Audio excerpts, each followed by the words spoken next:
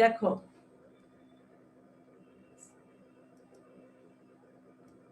আমি বলেছি যে আজকে আমরা দশম অধ্যায়ে আলোচনা করব আর্থিক বিবরণীর। খাতা একটু লিখে নাও। র মিলে পণ্য ক্রয় 20,000 টাকা ও প্রারম্ভিক মজুত পণ্য 30,000 টাকা। একটু দ্রুত লিখো।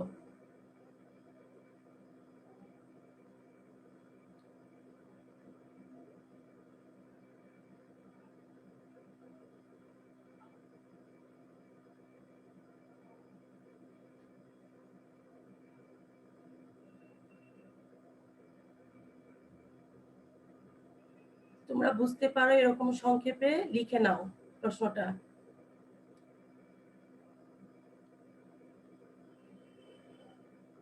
লিখেছো? জি মিস। সমন্বয় সমূহ দেখো, কিছু সমন্বয় থাকবে আমাদের। সমন্বয় সমূহ লিখে নাও। অলিখিত ক্রয় ফেরত 3,000 টাকা।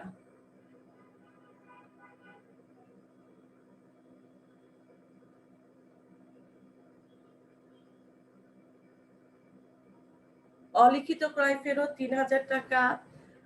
এটা সমন্বয়ে যে ক্রয়টা ফেরত এসেছে, ক্রয় করেছিলাম যেটা, সেটা ফেরত দেওয়া হয়েছে, যা হিসাবভুক্ত হয়নি। তাহলে এটা কি হবে? ক্রয়ের পরিমাণ কমে যাবে, তাই তো? যখন ক্রয় করা হয়েছিল তখন ক্রয়ের পরিমাণ বেড়ে যাবে, আর যখন ক্রয়কৃত পণ্য ফেরত দেওয়া হবে তখন কি হবে? ক্রয়ের পরিমাণ কমে যাবে। তাহলে এটা ক্রয় থেকে কি হবে? মাইনাস হবে। পাশাপাশি কি হবে? বাকিতে পণ্য ক্রয়ের ফলে পাওনাদার সৃষ্টি হয়। যখন বাকিতে পণ্য ক্রয় করা হয় তখন পাওনাদারের পরিমাণ বেড়ে যায়, আবার যখন ক্রয় ফেরত দেওয়া হবে তখন পাওনাদারের পরিমাণ কি হয়ে যাবে? কমে যাবে। বোঝা যাচ্ছে? সেটা আরেকটু মিস, এটা আরেকবার একটু বুঝিয়ে দেন, বুঝতে তামান্না, পারিনি। তামান্না বলেছো না? জি মিস। আচ্ছা, তামান্না, আমি তোমার কাছে 10,000 টাকার পণ্য বাকিতে ক্রয় করেছি। তুমি হচ্ছে ব্যবসায়ের পাওনাদার, ঠিক আছে? পাওনাদার মানে হচ্ছে দায়। এই টাকাটা কি করতে হবে? পরিশোধ করতে হবে। আমি বাকিতে তোমার কাছ থেকে কিনেছি 10,000 টাকা। এখন আমি 3,000 টাকার পণ্য তোমাকে ফেরত দিয়ে দিলাম। তাহলে কি হলো? তুমি কি বলবা আমার কাছে 10,000 টাকা পাও, না বলবে 7,000 টাকা পাও? কত বলবে? 7,000। তাহলে কি হলো? দায়ের পরিমাণ কমে গেল না? আমার জি 10,000 মিস। টাকা পরিশোধ করা লাগতো, সেই জায়গায় আমার এখন পরিশোধ করা লাগছে 7,000 টাকা। তাহলে আমি পাওনাদারের পরিমাণ কি করে দিলাম? কমে দিলাম, 3,000 টাকা মাইনাস। ঠিক একইভাবে আমি যখন তোমার কাছ থেকে পণ্য ক্রয় করেছিলাম তখন হচ্ছে 10,000 টাকা,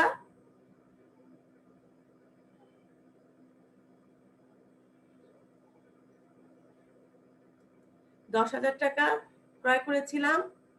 এখন 3,000 টাকার পণ্য ফেরত দিয়েছি, তাহলে আমার পণ্যের পরিমাণ তাহলে কত এখন? 7,000 টাকা। বুঝতে ম্যাম পেরেছো? আসসালামু আলাইকুম। ওয়ালাইকুম আসসালাম। তাহলে কি হলো? আসসালামু আলাইকুম। ওয়ালাইকুম আসসালাম। একদিকে ক্রয়ের পরিমাণ কমে গেল, আরেকদিকে আমার দায়ের পরিমাণও কমে গেল। অলিখিত ক্রয় ফেরত। তাহলে এই অলিখিত ক্রয় ফেরত সম্পর্কে বুঝেছো তো? সমন্বয়ে থাকলে আমাদের দুইটা কাজ করতে হবে। সমন্বয়ে যে সমন্বয়ে যেগুলো থাকবে সেগুলো দুবার যাবে, আর রেওয়ামিলের গুলো একবার যাবে।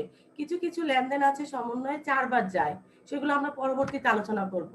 এখন আপাতত আমরা জানবো সমন্বয়ের গুলো হচ্ছে 2 টাইম পোস্টিং।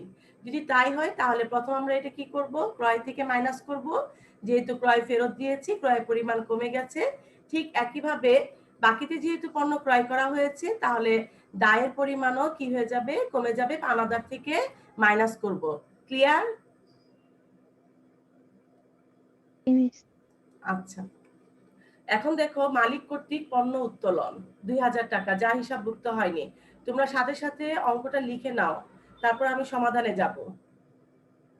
মালিক কর্তৃক পণ্য উত্তোলন 2,000 টাকা, যা হিসাবভুক্ত হয়নি। তাহলে কি আমরা প্রত্যেকটা লেনদেন যদি জাবেদা করি, দেখবে জাবেদাতে কি দেখেছি আমরা? দুইটি পক্ষ থাকে, তাই না? আমরা একেবারে যখন দ্বিতীয় অধ্যায় পড়েছিলাম তখন কি করেছিলাম? লেনদেনের বৈশিষ্ট্য মতে কি থাকবে?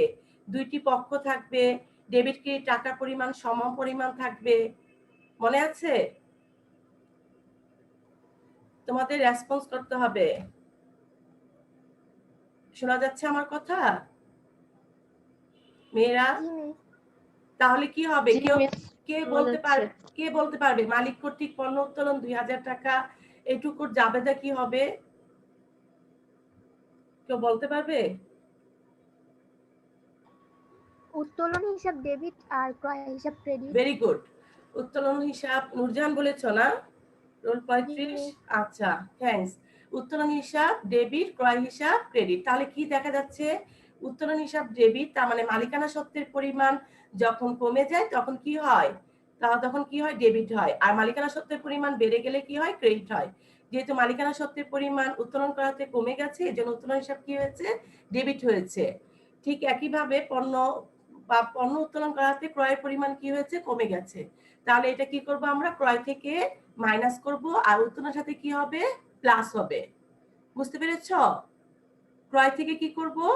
মাইনাস করব। মালিক যেহেতু পণ্য নিয়ে গেছে, তাহলে আমার ক্রয়ের পরিমাণ কমে গেছে 2000 টাকা। এই জন্য ক্রয় থেকে মাইনাস করব, পাশাপাশি আমরা উত্তোলনের পরিমাণ বাড়িয়ে দেব। উত্তোলনের সাথে কি হবে? যোগ হবে। তারপর দেখো, ভোক্তাদের বিনামূল্যে পণ্য বিতরণ 5000 টাকা। এটা জাবেদাটা কি হবে?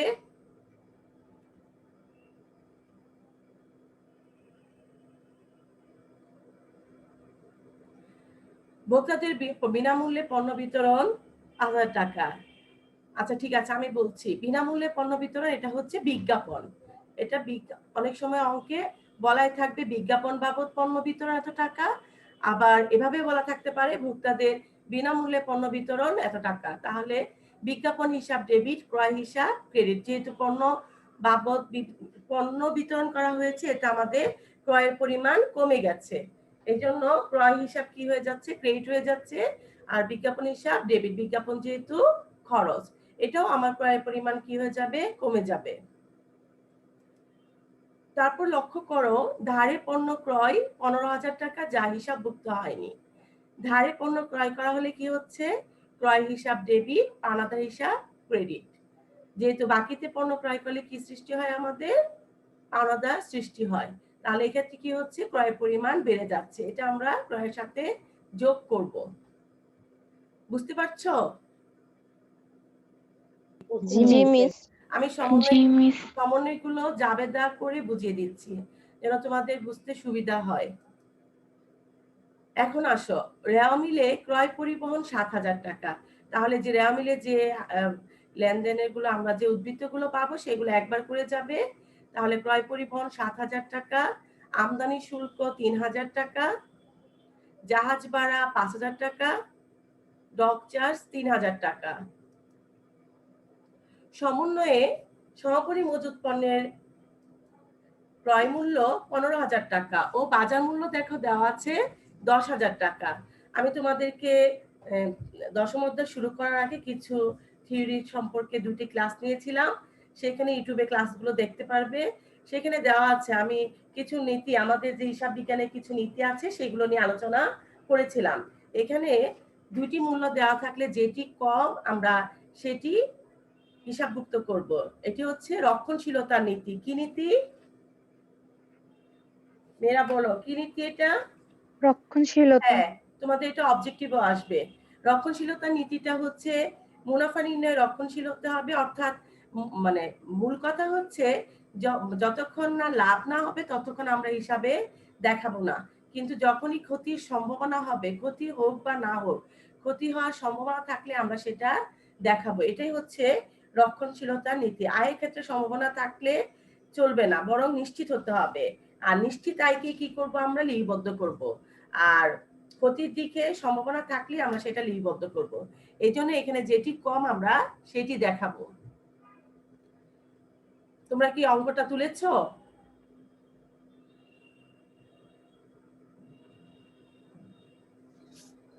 জি মিস। আচ্ছা, তাহলে আমরা এখন অঙ্কে যাব, সমাধানে। দেখো, প্রশ্নটা যে লিখেছো এখানে লিখো, বিক্রিত পণ্যের ব্যয় নির্ণয় করো। প্রশ্নটা হবে বিক্রিত পণ্যের ব্যয় নির্ণয় করো।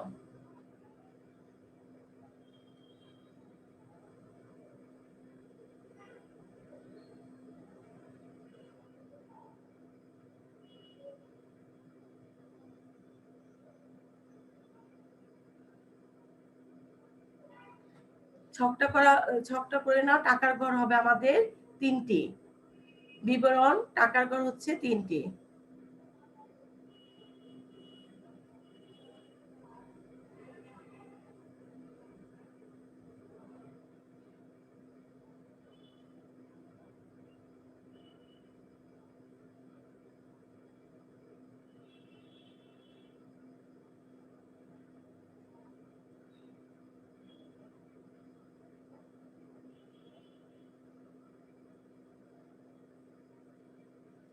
করা হয়েছে?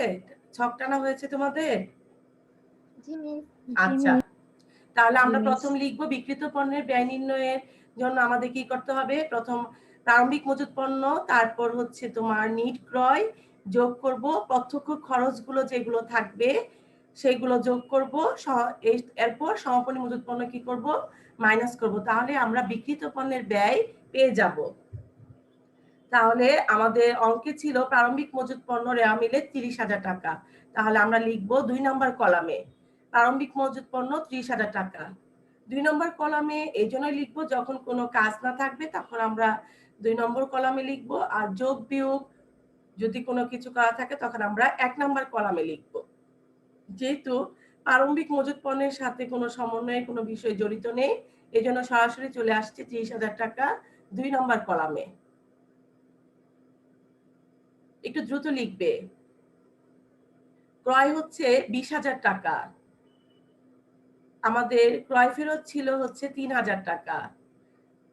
তাহলে ক্রয় পরিমাণ কি হয়ে যাবে? কমে যাবে। তাহলে মাইনাস ক্রয় ফেরত 3,000 টাকা। আমি এখানে প্রত্যেকটা আর মাইনাস করে দেখাইনি, শুধু মাইনাসটাকে আমি ব্র্যাকেটে দিয়েছি ইন্ডিকেট করে, এবং তোমরাও যখন কোনো কিছু মাইনাস করবে তখন ব্র্যাকেটে দিয়ে দিবে,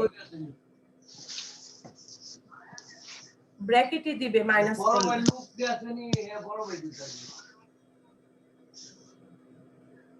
তুলি একটু মিউট, তুলি মিউট করে রাখো।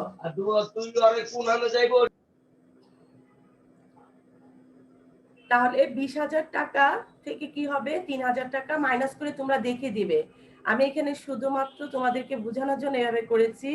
তোমরা 20,000 টাকা লিখে 1 নম্বর কলামে ক্রয় মাইনাস ক্রয় ফেরত 3,000 টাকা মাইনাস করে তারপর দেখাবে এখানে কত? 17,000 টাকা 1 নম্বর কলামে।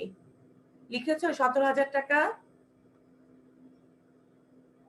জি, মিস। হ্যাঁ, তারপর মাইনাস মালিক কর্তৃক পণ্য উত্তোলন। মালিক পণ্য উত্তোলন করেছে, ক্রয়ের পরিমাণ কমে গেছে, এজন্য মাইনাস করব 2,000 টাকা। তাহলে 17,000 টাকা থেকে 2,000 টাকা মাইনাস করে আমরা পাবো 15,000 টাকা। তারপর মাইনাস বিজ্ঞাপন বাবদ পণ্য বিতরণ। যেহেতু বিজ্ঞাপন বাবদ পণ্য বিতরণ করা হয়েছে, এখানেও আমার ক্রয়ের পরিমাণ কমে গেছে, তাহলে 5,000 টাকা কি করব? আমরা মাইনাস করব। তাহলে হচ্ছে কত? 10,000 টাকা। অলিখিত ক্রয়, যে ধারে যে ক্রয় করা হয়েছিল সেটা লিপিবদ্ধ করা হয়নি, তাহলে আমার ক্রয়ের পরিমাণ কি হয়ে যাবে? বেড়ে যাবে। এই জন্য প্লাস অলিখিত ক্রয় হচ্ছে 15,000 টাকা। তাহলে 10,000 টাকা 15,000 টাকা যোগ করা হবে কত? 25,000 টাকা। এটাই হচ্ছে আমাদের নিট ক্রয়। কারো কোনো প্রশ্ন আছে? মেয়েরা, নো, মিস। তোমরা রেসপন্স না করলে আমি বুঝতে পারবো না তোমরা আসলে বুঝতে পারছো নাকি। একটু রেসপন্স করো, আর না বুঝলে সাথে সাথে জিজ্ঞেস করো যে ম্যাডাম এটা কি হবে, তাহলে আমার জন্য সুবিধা এবং তোমাদেরও বুঝতে সুবিধা হবে। এখন আসো প্রত্যক্ষ খরচগুলো। আমাদের কি হবে? ক্রয় পরিবহন 7,000 টাকা, রেওয়া মিলে দেওয়া ছিল। আমদানি শুল্ক 3,000 টাকা, জাহাজ ভাড়া 5,000 টাকা, ডক চার্জ 3,000 টাকা। এগুলো হচ্ছে আমাদের প্রত্যক্ষ খরচ। তাহলে প্রারম্ভিক মজুত পণ্যের সাথে নিট ক্রয় এবং প্রত্যক্ষ খরচগুলো যোগ করে যা পাবো সেটা থেকে আমরা সমাপনী মজুত পণ্য মাইনাস করব।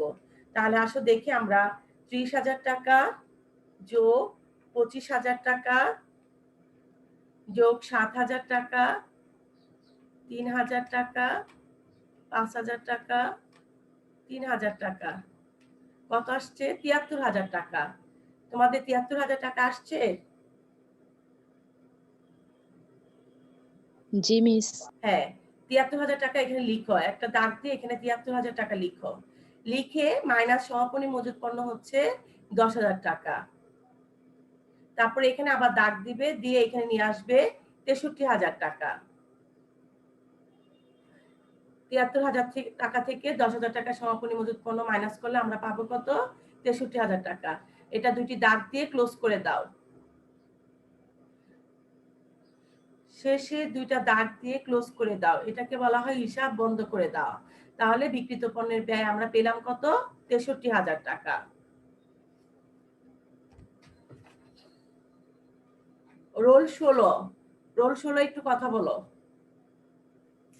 জি মিস। হ্যাঁ সুমাইয়া, জি মিস। তুমি একটু বলো তো তাহলে বিক্রিত পণ্যের ব্যয়টা আমরা কিভাবে নির্ণয় করব? মিস প্রথমে প্রাথমিক মজুত পণ্য লিখব, হ্যাঁ তারপর ক্রয় থেকে ক্রয় ফেরত বাদ দিব, হ্যাঁ, যদি এরকম তারপর থাকে যে সূচক পাবেন। হ্যাঁ, অঙ্কে যদি এই লেনদেনগুলো থাকে, সমন্বয়গুলো, তাহলে আমরা এগুলো যোগ বিয়োগ যা করার করে আমরা নিট ক্রয় নির্ণয় করব, তাই তো? জি মিস। হ্যাঁ, তারপর মিস পার্থক্য বা এগুলো যোগ করবো, যোগ করে হ্যাঁ সমাপনী মজুত পণ্য থেকে বাদ দিব। সমাপনী মজুত পণ্য বাদ দিব, তাহলে আমরা বিক্রিত পণ্যের ব্যয় পেয়ে যাব। Very good. ঠিক আছে, তাহলে এখন বিক্রিত পণ্যের ব্যয় নির্ণয়ে আর কোনো সমস্যা আছে? তোমরা এতক্ষণ যা বুঝিয়েছি এটুকু বুঝতে পেরেছো? জি মিস। আচ্ছা, তাহলে আমরা পরের অঙ্কে যাই। একটু লিখে নাও। রেওয়া মিলে পণ্য বিক্রয় ৮০,০০০ টাকা।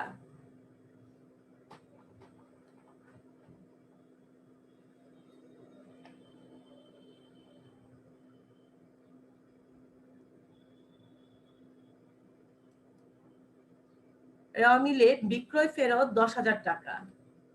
একটু দ্রুত লিখতে হবে।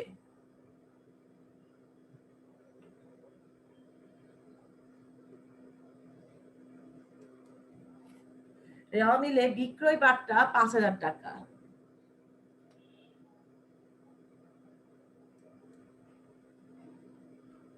সমন্বয় সমূহ।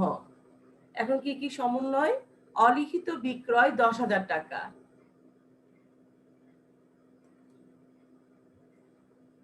ধারে পণ্য বিক্রয় ১৫,০০০ টাকা, যা হিসাবভুক্ত হয়নি।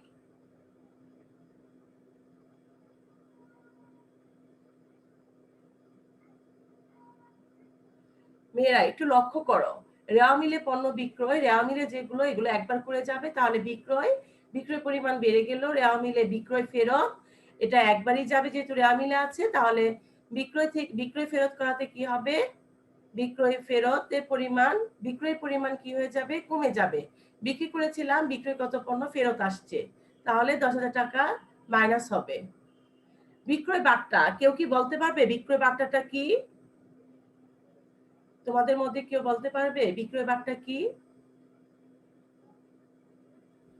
কারবারি বার্তা। রাইট, বিক্রয় বার্তা হচ্ছে কারবারি বার্তা। এটা কি হবে? লিখিত মূল্য থেকে আমার যে ছাড়টা দেওয়া হবে সেটাই হচ্ছে কারবারি বার্তা। এটা না ক্রেতা হিসাব রাখে না বিক্রেতা হিসাব রাখে, এই জন্য এটা কি হবে? মাইনাস হবে। তাহলে বিক্রয় থেকে ৫,০০০ টাকা এটা মাইনাস হবে। এখন আসে সমন্বয়ে। অলিখিত বিক্রয়, ধারে বিক্রয় করা হয়েছে যেটা কি হয়নি? লিপিবদ্ধ করা হয়নি। তাহলে বিক্রয় করলে কি হবে? আমাদের জাবেদাটা কি বলতো? ধারে বিক্রয় জাবেদাটা কি হবে? দেনাদার হিসাব ডেবিট আর বিক্রয় হিসাব ক্রেডিট। রাইট, দেনাদার হিসাব ডেবিট, বিক্রয় হিসাব ক্রেডিট। তাহলে বিক্রয় পরিমাণ বেড়ে যাচ্ছে, আয় বৃদ্ধি পেয়েছে, এজন্য অলিখিত বিক্রয় বিক্রয়ের সাথে কি হবে? যোগ হবে। আবার পাশাপাশি দেনাদারের পরিমাণও কি হয়ে যাবে? বেড়ে যাবে।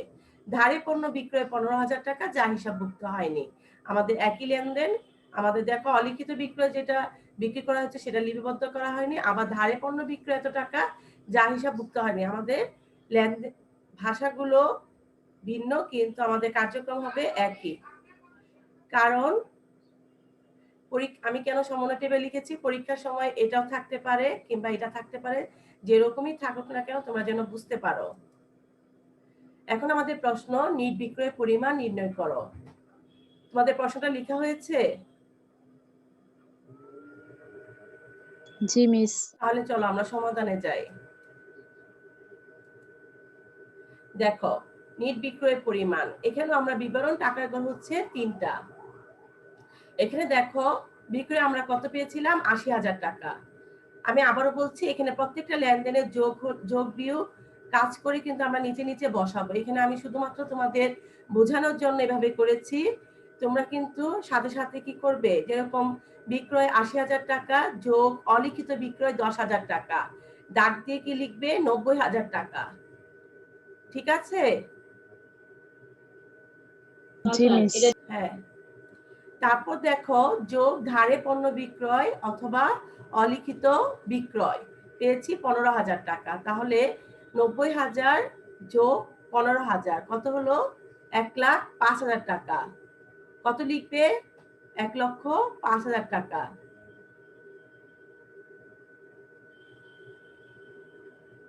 মাইনাস বিক্রয় ফেরত। বিক্রয় ফেরত আমরা পেয়েছি ১০,০০০ টাকা। তাহলে ১,৫,০০০ টাকা থেকে ১০,০০০ টাকা মাইনাস করলে আমরা পাবো ৯৫,০০০ টাকা।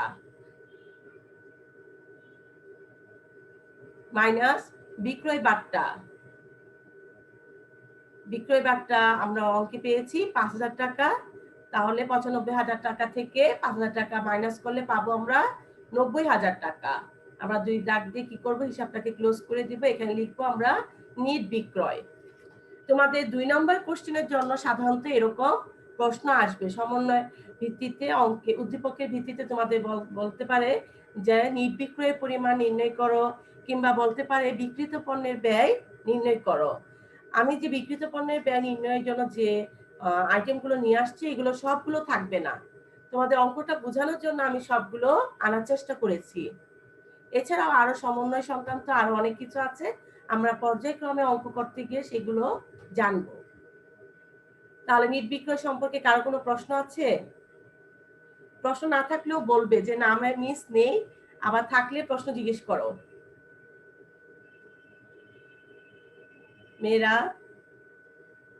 নো মিস, No কোনো miss. কোয়েশ্চেন নেই। বুঝতে পেরেছ? জি মিস। জি মিস। আচ্ছা, ঠিক আছে।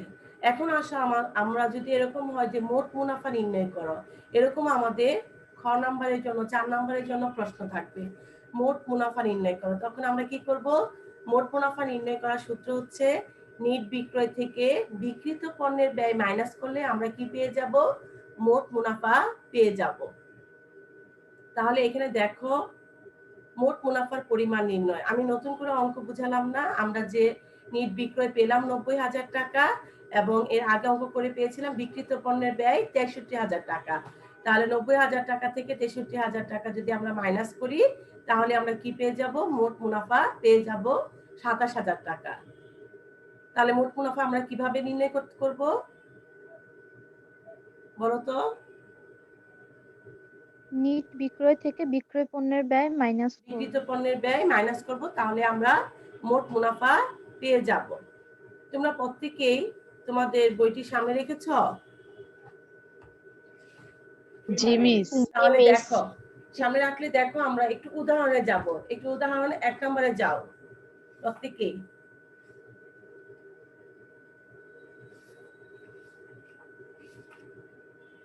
সবাই উদাহরণে ১ নম্বরটা আমরা যেটা অব্যবসায়ী প্রতিষ্ঠান সেটা রাখো, এটা আমরা পরবর্তী ক্লাসে আলোচনা করব।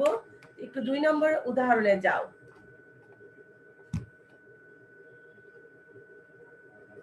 মিস, পেজ নাম্বার কত?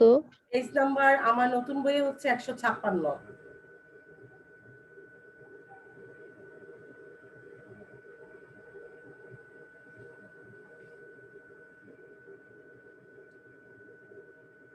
জি মিস, ওপেন করছি। করেছ? তাহলে সবাই একটু ছকটা করে নাও। শুধু লিখো, ছকটা করে নাও। ছকটাতে লিখো, পরে উপরে যেগুলো আছে সেগুলো লিখো, পরে তোমরা আগে ছকটা করো। এখানে একজন পড়ো, অঙ্কটা একটু পড়ো একজন। তোমাদের মধ্যে একজন পড়ো, রোল ৩৫ পড়ো।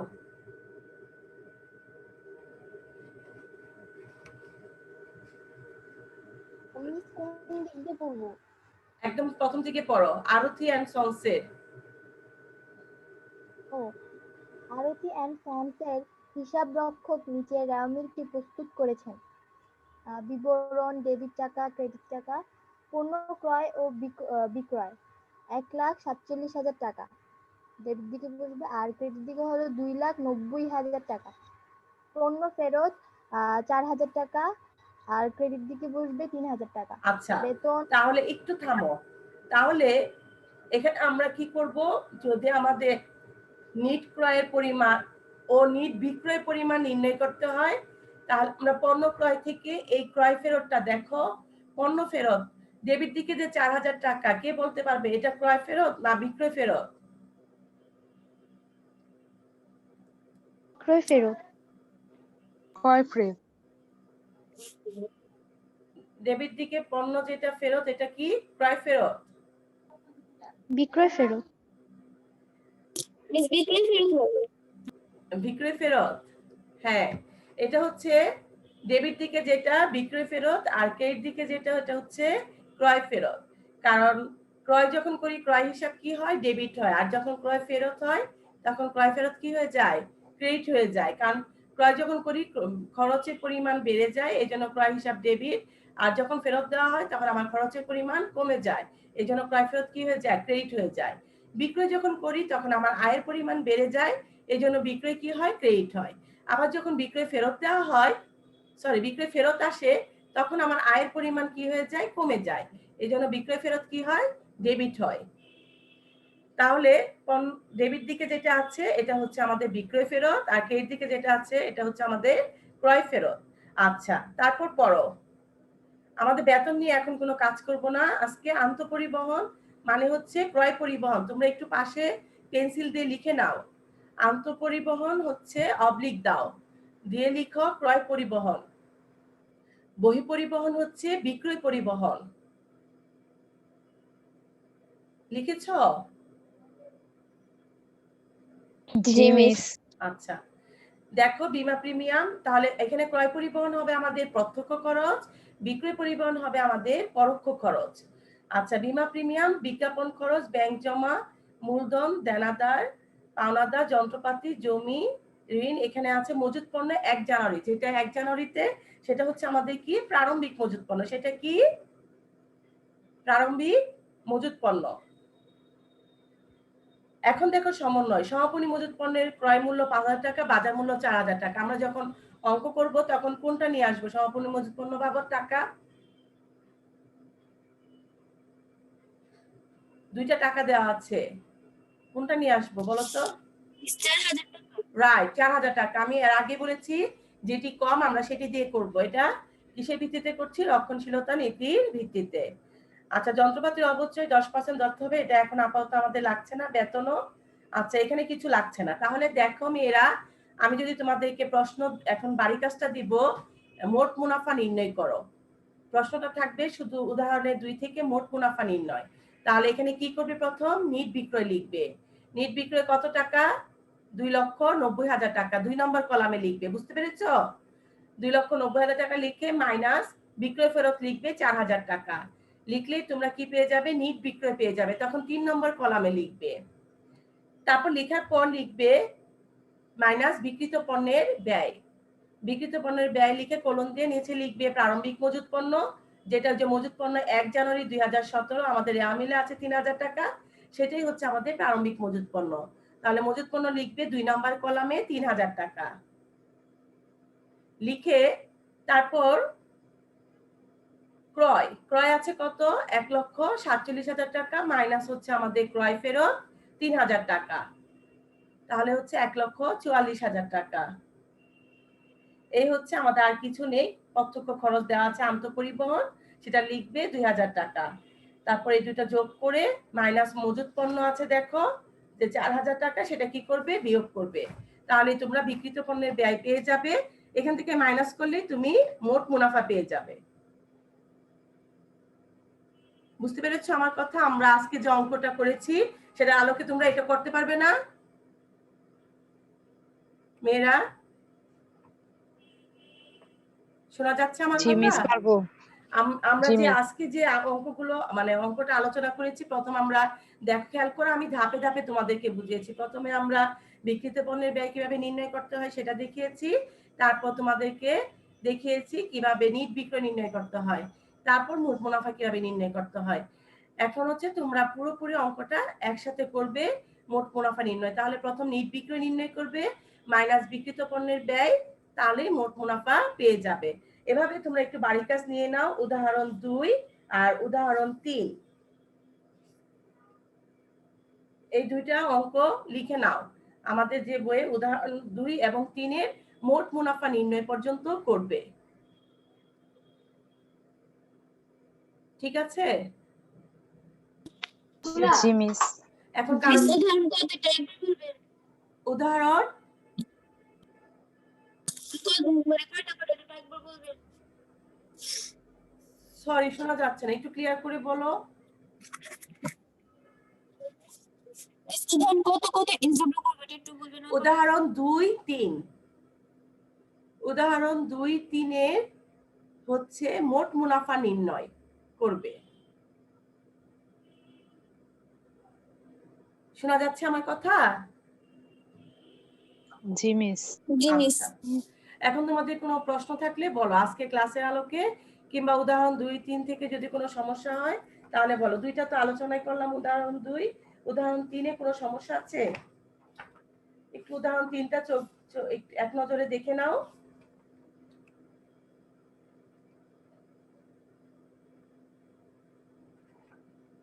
আশা করছি আজকে যে অঙ্কটা করেছি এই অঙ্কের আলোকেই তোমরা এই দুইটা সমাধান করতে পারবে, উদাহরণ 2, 3 এর। আর মেয়েরা আমার কথা শুনতে পাচ্ছ? জি মিস। আচ্ছা, টিচার্স মেইলে কিন্তু আমার মোবাইল নাম্বারটা দেওয়া আছে। তোমরা অঙ্ক করতে গিয়ে যে কোনো সমস্যা যখনই পাবে যে কোনো মুহূর্তে ফোন দিবে, অসুবিধা নেই। কোনো অঙ্ক সংক্রান্ত কোনো সমস্যায় যদি তোমরা করতে গিয়ে কোনো সমস্যা হয় তাহলে আমাকে ফোন দিবে, আমি তোমাদেরকে বলে দিব। ঠিক আছে? জি মিস। আর আজকে যে কিছুক্ষণ আগেও একজন অ্যাডমিট করেছি, এরকম করো না। তোমাদের যেহেতু একটা শিডিউল টাইমে রুটিন দেওয়া আছে, তোমরা ওই শিডিউল টাইমে ক্লাসে কি হবে জয়েন হবে। আর তোমরা যখন ক্লাসে জয়েন হবে আমি আশা করব তোমরা একটু স্কুল ড্রেস পরো, একটু ক্যামেরার সামনে প্রথম যখন অ্যাড হবে একটু জাস্ট প্রথম তোমাদের ছবিটা মানে তোমরা ক্যামেরায় আসলে সামনে, তাহলে দেখলে ভাল লাগবে। স্কুল ড্রেসে অনেক দিন ধরে তোমাদেরকে দেখি না, স্কুল ড্রেসে দেখলেও ভাল লাগবে। বুঝতে পেরেছ?